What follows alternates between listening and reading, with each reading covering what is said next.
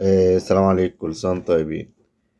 احنا مشكلة عندنا في مصر لما لعيب بيكون يعني عنده سوء حظ في 10 مباريات مثلا ومش ماشية معاه، واللي هي برغم بتبقى مباريات مهمة، ممكن كمان مباريات على بطولة، بنفضل ننتقده ونقول ده لعيب لازم يمشي ولازم مبقاش موجود في النادي. برغم ان اللعيب اتألق في ماتشين مهمين او 3 بنشيد بيه وبنقول ده بقى احسن لعيب.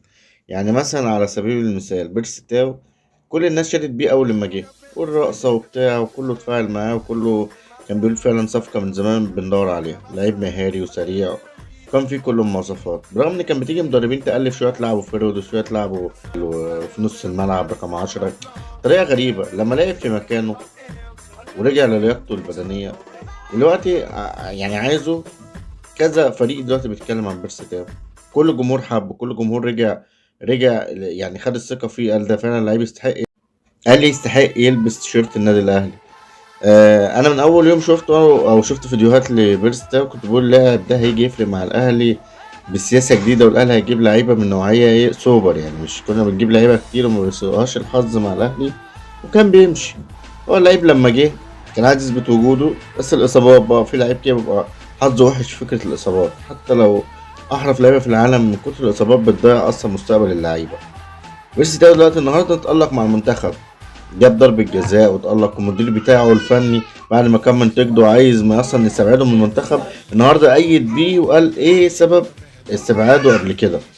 قال بيرسي تاو من اللعيبة المهمة، من اللعيبة اللي دلوقتي كل الأندية بتتكلم عليه، في جنوب أفريقيا بتتكلم عليه، صن داونز عايزاه، في إنجلترا النهارده طلع إشاعات إن هي في فرقة في إنجلترا عايزاه. متخيلين إن أنتوا لعيب كنتوا بتقولوا ده لعيب خلاص بطل ومشوه إعارة أو مشوه لأي نادي، دلوقتي كل الأندية بتتكلم عليه.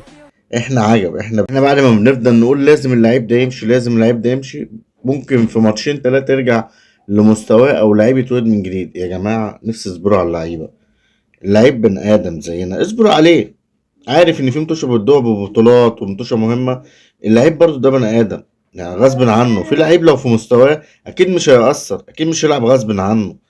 اللعيب لو في مستواه هيطلع كل ما عنده، زي قبل كده على سبيل المثال حسين الشحات وغيره ومحمد شريف وغيره. الناس دي فرحتنا. احنا جمهور الاهلي شويه عاطفي يعني، بس احنا مش كده ما بنقلب على اللعيب، يعني ليه ما عايزين نمشيه، ليه ما نقول ده مش يصلح للنادي، وفي لعيبه بجد مشيت قبل كده كانت تصلح للنادي. احنا كلنا مع الكيان، كلنا ان شاء الله نركز في المباراه الجايه بتاعه السودان، الهلال السوداني.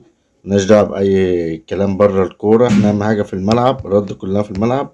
وإن شاء الله هتيجي الهلال السوداني باحترام وتمشي باحترام، بس المباراة إن شاء الله الأهلي يبقى 90% يركز في الملعب. يعني ملناش دعوة بأي أحداث حصلت قبل كده، احنا أهم حاجة إن احنا لازم نكسب المباراة دي رد الاعتبار ورد كل حاجة اتقالت. الناس بقى لقيت الأهلي واحد هيلعب نهائي كأس مصر ومتصدر الدوري فرق 8 بون.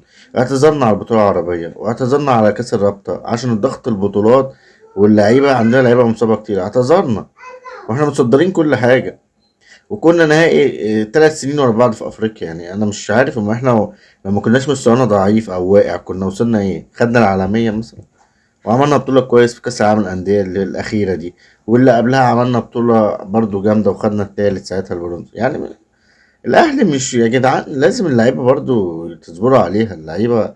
لا أي لعيب بيبقى غصب عنه، مش لازم يطلع كل اللي جواه. في لعيب النهاردة في حالته وبكرة مش في حالته. احنا أكيد هنبقى ورا النادي إن شاء الله. احنا مش يا رب الفيديو يعجبكم. أنا عملت ملخص اليوم النهاردة، وإن شاء الله كل يوم هقول لكم ملخص جديد وأي أحداث تحصل عن الرياضة أو عن السلام عليكم.